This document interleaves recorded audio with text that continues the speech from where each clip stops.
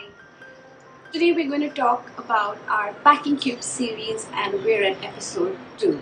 So this particular video is going to be how you pack a packing cube, rolling, folding, what works when you roll it, what doesn't.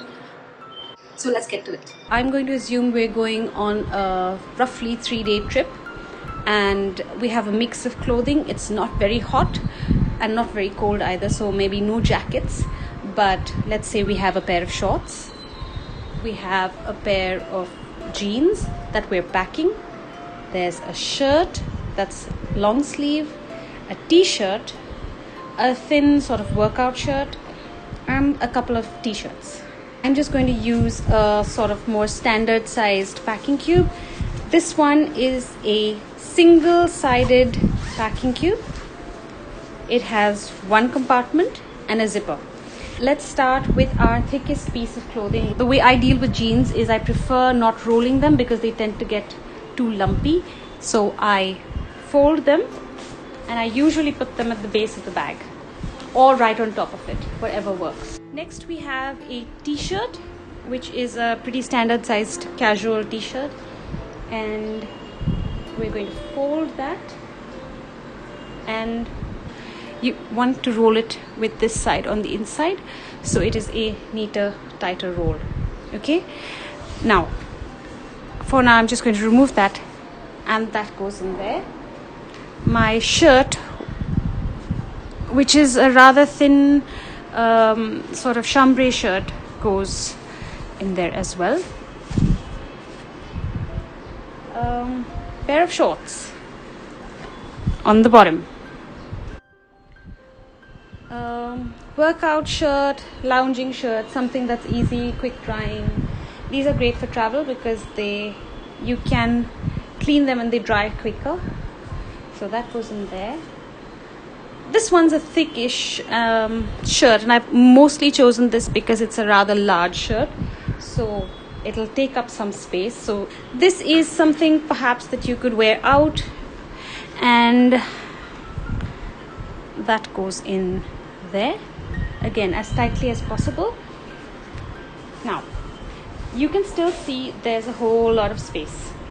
So I have a little bag, a little packing tube that I've just put some stuff in. Let's assume there's socks, underwear, and some small knickknacks, perhaps even a toiletry bag that could fit here.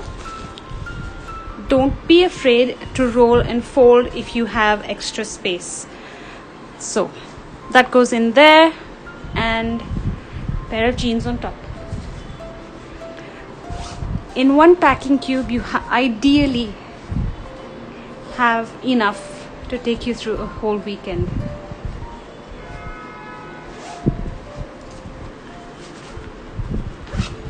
And it's not even full. There's a lot of space on the sides, if you see, and there's at least another 4 or 5 pieces of clothing that can fit easily into this. To pack a packing cube is sort of to bundle things together.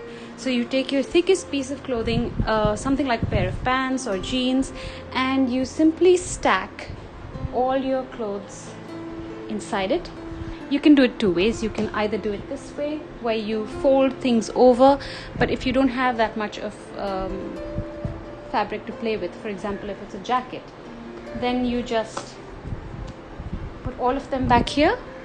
And once you have your roll or bundle of clothes, all you have to do is sort of now create space. We have socks and underwear and the shirt on top. As you can see, even in this method, there is so much space. This isn't full yet. There's a lot more room and a lot more give in this fabric, and this is only a single-sided cube. Another way to pack your packing cube is to Ranger roll all your clothes, and this is how it's done. You basically fold the end of the t-shirt an inch or so and fold the sides in, tightly roll from one end up to the end that you folded, and then simply fold this side over.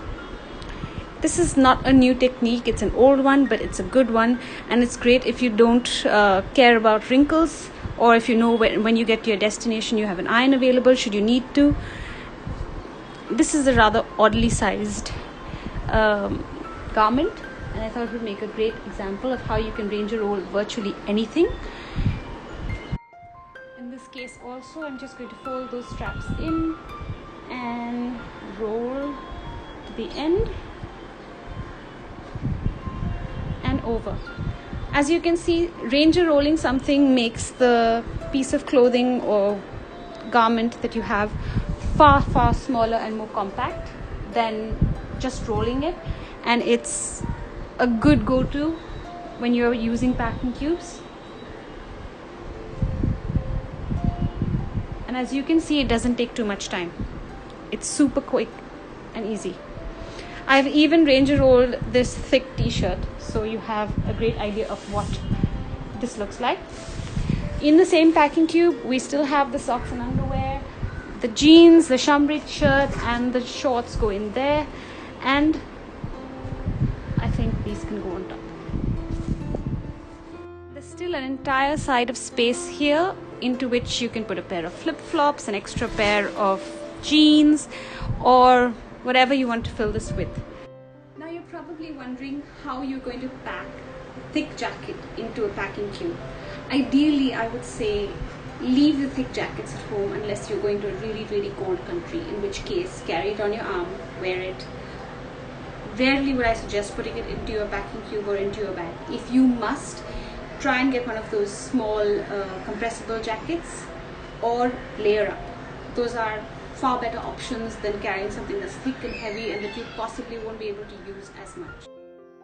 I hope you have enough in this video that helps you pack your packing cube better, get the most out of the space that's in it, and most importantly, remember that they are very strong usually, and can take a bit of stuffing. So if you really want to pack something tightly, carry a lot more stuff, it is possible.